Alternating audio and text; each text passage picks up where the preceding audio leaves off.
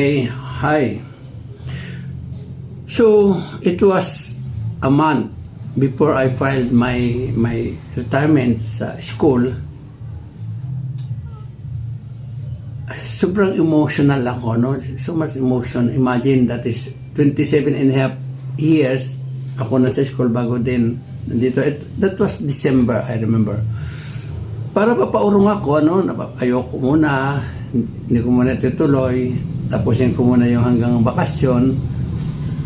That was December. But then, it was announced by our principal at that time during our meeting, planning for the Christmas party, I think, for other activities. Parang gusto kong bawiin. But then, it was really announced sa faculty. So, medyo yung naglalaban yung ego ko, yung lungkot ko, no?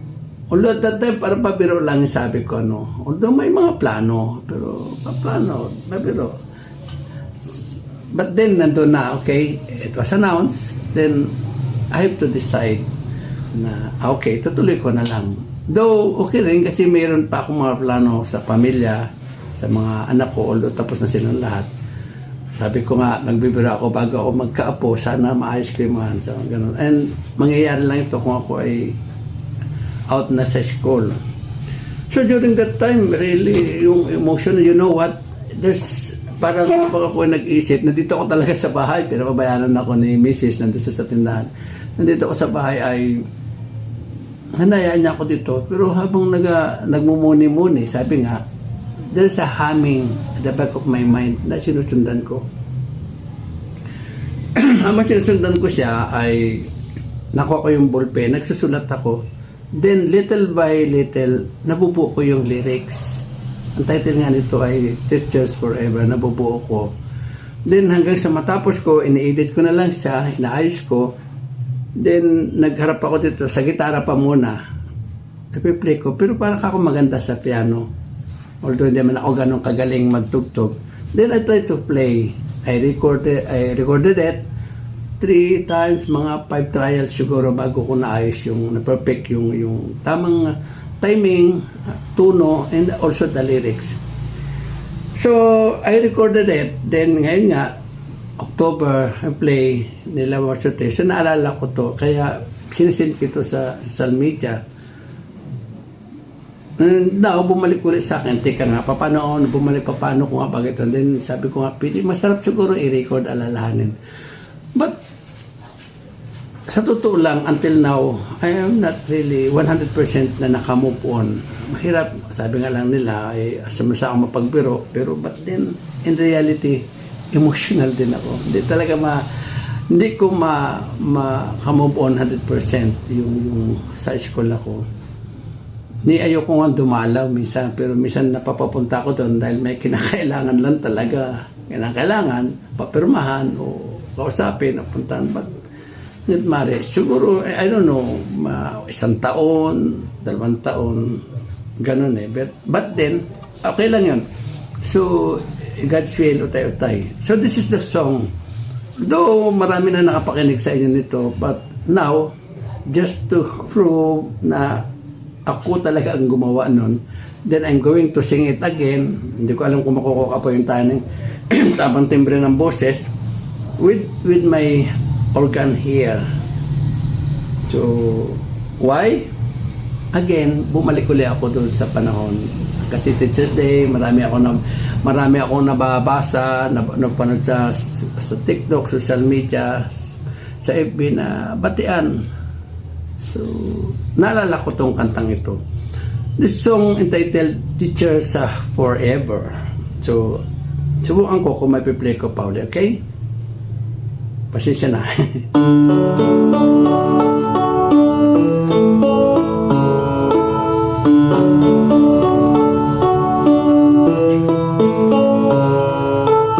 Teachers forever, that's what I have feel. I'm still strong, that's what I am thinking. No, it's not. It's just on my dreams.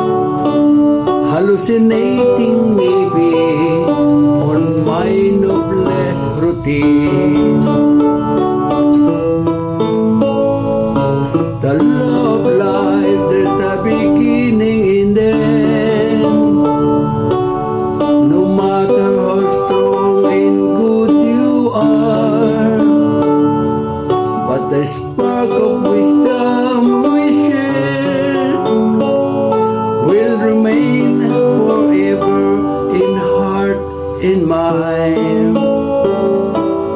Oh no, oh yes, I'm still a teacher,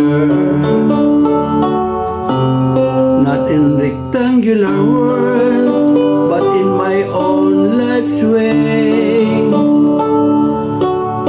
The spark of wisdom will continue to shine in its simple way, a teacher way, a noblest routine.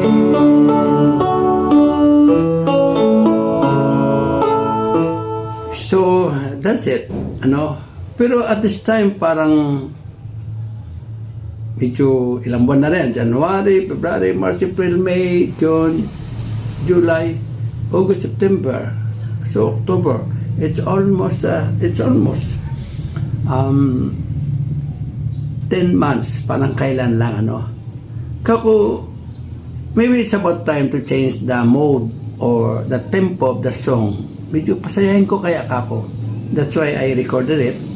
Pero subukan natin, hindi na ganun kabagal. So, tinigil ko na at bumabigat na sa dibdib yung habang kinakanta, So, let's see, subukan ko kung baguhin ko yung tempo niya, yung mode niya. Medyo subukan natin pasayahin, kung kakayanin. Subukan lang natin. Just forever, that's what I have been. I'm still strong, that's what I am thinking. No, it's not, it's just in my dream. Hallucinating maybe on my noblest routine. The law of life, that's a beginning and end. No matter how strong and good you are, but the spark of wisdom we share will remain forever in heart and mind. Oh no, oh yes, I'm still a teacher, not in rectangular world, but in on my life's way. Spark of wisdom will continue to shine in a simple way, a teacher way, a noblest routine. In a simple way, a teacher way, a noblest routine. In a simple way, a teacher way, a noblest routine.